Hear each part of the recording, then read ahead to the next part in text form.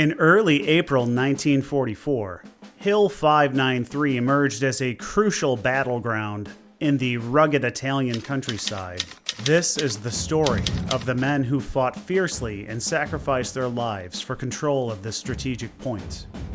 Commonwealth and American troops joined forces in a daring assault, while German and Italian troops held firm with unyielding resolve. What followed was a brutal, hard-fought battle for supremacy over this critical vantage point. At dawn, British scout cars moved cautiously through the valley, eyes peeled for signs of the enemy. They soon spotted German paratrooper scouts watching them from the tree line ahead. The British scout cars opened fire without hesitation, catching the German scouts by surprise and forcing them to retreat swiftly to alert their comrades. The Allied forces knew that they had been detected and that the Germans were preparing for a fierce defense. This engagement marked the beginning of a grueling battle. Italian assault guns swiftly moved into defensive positions, preparing ambushes for any unlucky Allied soldier that crossed their path. Above the battlefield, American reconnaissance planes hovered overhead, scouting access positions. They radioed back key information to command, including machine gun nests, artillery positions, and infantry dug into the hillside. At the same time, Axis scouts returned to their positions, overlooking the valley after the British scout cars had been knocked out by hidden anti-tank guns. Every move the Allies made was in clear view for 2 kilometers. It didn't take long before the scouts spotted Commonwealth transport trucks loaded with infantry. From a concealed position, a German LG-42 carefully aimed and fired at the lead truck, disrupting their convoy and causing chaos among the Allied troops. The resulting confusion led to scores of men scrambling to avoid being caught in the enemy's sights. The Allies would be under constant fire the entire way to their objective. Alerted to the enemy's advancing infantry, German paratroopers quickly moved into firing positions on the edge of the hill. Relentlessly, Commonwealth infantry advanced across open terrain, determined to reach the summit of the hill. Suppressive fire from 50 caliber M2 Browning heavy machine guns raked the enemy's position on the ridge, pinning German paratroopers down for cover.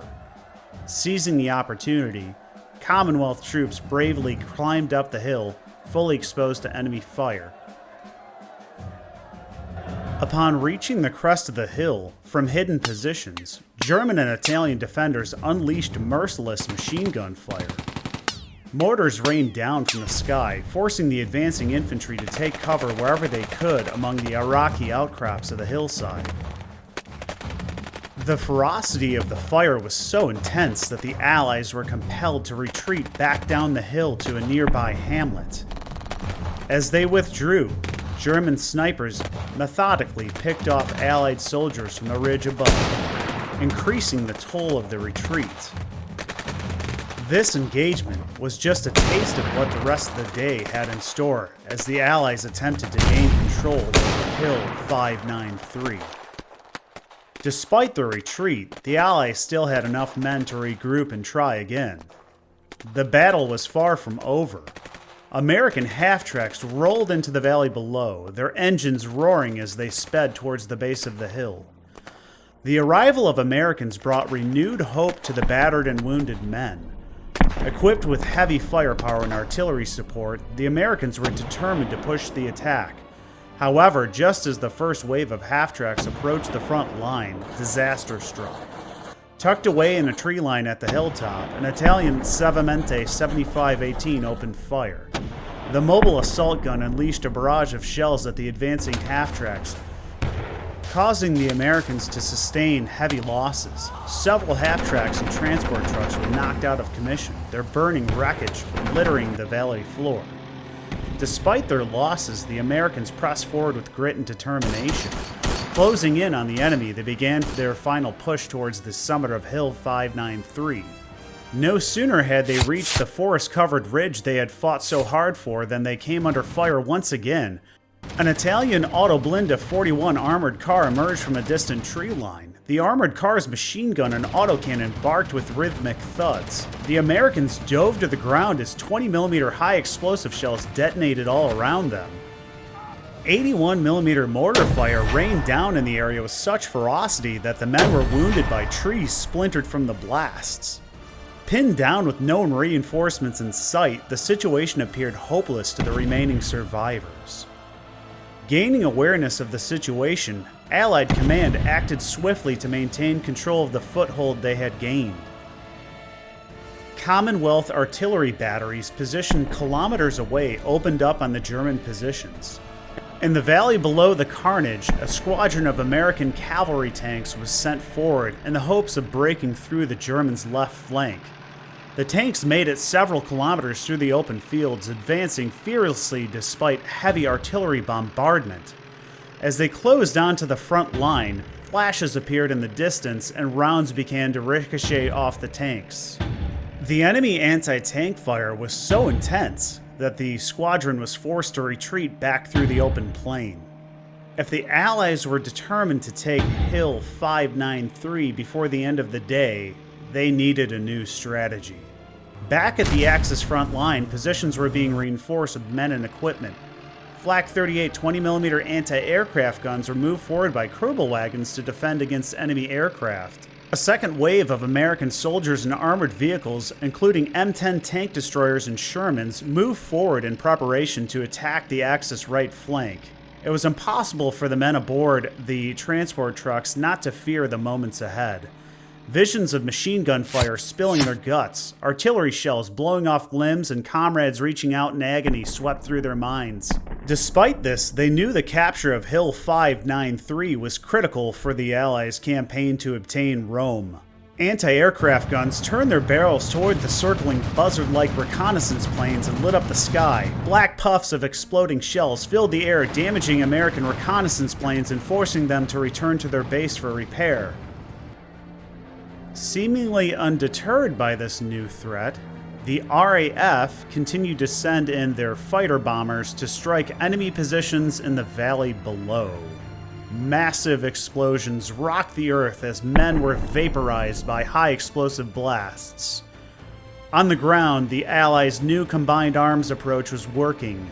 Infantry supported the tanks, and artillery covered the advance with smoke screens. The advancing onslaught forced the Axis defenders to retreat off the hill. Relieved, things seemed to finally be going well for the Allies. At least for the moment. Overconfident, the Allies failed to spot the camouflaged LG-42 on the right flank. Just when victory seemed within reach, enemy artillery started exploding on their position. Large caliber and small caliber shells rained down as if every piece of artillery the enemy had was pointed directly at them. Despite the relentless barrage, the men never gave up. Through the chaos, they continued to rain fire on the German positions now in the valley below. The Americans sustained heavy casualties but were determined to hold their position at any cost. On the far left flank of the Allies, the RAF had blown a hole in the access lines. A British commando squad used this opportunity to penetrate the sector and position themselves to fire on Axis reinforcements heading to the front. Desperate men bailed from their trucks and sought cover, but they found themselves in an open field. Men ran in terror as the bodies of their comrades fell around them from precise rifle and Bren gun fire. German Flakpanzer anti-aircraft guns equipped with 20mm autocannons were sent forward to deal with the threat. Almost immediately, they were spotted and destroyed by a hidden anti-tank gun on a distant ridge. Axis command was just as determined as the Allies to maintain control over Hill 593. Having fought the Americans in North Africa, they knew the aggressive nature of their opponent. It was decided that the best way to eliminate the Americans was to spring a series of ambushes that would exploit their typical strategy. Any Allied tank curious enough to peek over the side of the hill for a better view was immediately met with a barrage from hidden 88mm flak guns and assault guns in the valley below. Machine gun fire raked the Allied right flank, wiping out an entire squad in a few short bursts.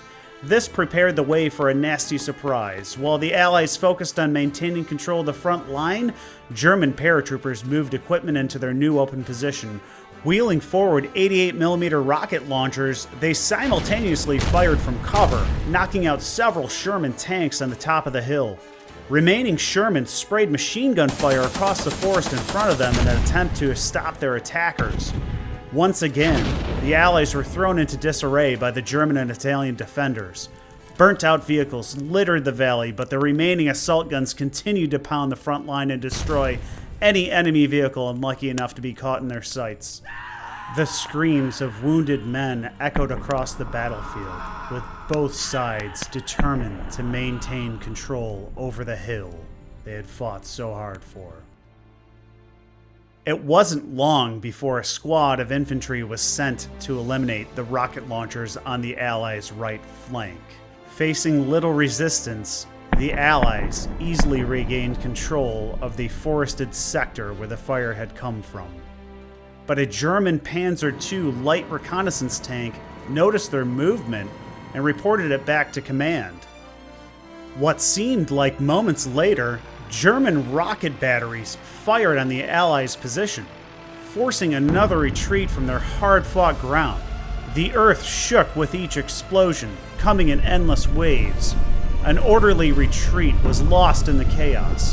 Had the Americans spent all these lives for nothing today? Would they get the opportunity to rescue their comrades left behind, still stuck on the blood-soaked ground they fought so valiantly for? As ground was lost, morale continued to drop. To the soldiers on the ground, it seemed as though the Allies had taken immense casualties for nothing. The remaining men on the ridge fought fiercely against each other, hoping to control what remained of the forest. Both sides were determined to honor their fallen comrades' sacrifice. As the day went on, the fighting continued. Countless burning wrecks spewed black smoke across the sky, blotting out the sun. The cries from wounded men were everywhere, but the fighting was so intense it was impossible to retrieve them. If you are enjoying this story, please consider liking and subscribing. Once more, Axis artillery bombarded the ridgeline, this time with an unknown ferocity. It seemed as though the entire hill had been turned into the surface of the moon. Men who fought in the Great War had documented its horrors as a cautionary tale, but those warnings were ignored, and the same horrors were repeated here today. This is not war, it is the slaughterhouse. Capitalizing on the enemy's suppression from the artillery barrage, Axis infantry advanced back to their objective. Unbeknownst to them, a squad of Indian riflemen was still waiting in ambush at the top of the hill. The initial wave was caught off guard and took several casualties before surrendering to the enemy. But this was just the beginning. More and more Axis infantry were on their way. Fierce firefights broke out between Commonwealth and Italians, Germans and Americans, all determined to gain control over the hill. Time marched on, and it appeared as though the Axis would regain the ground they had lost on Hill 593.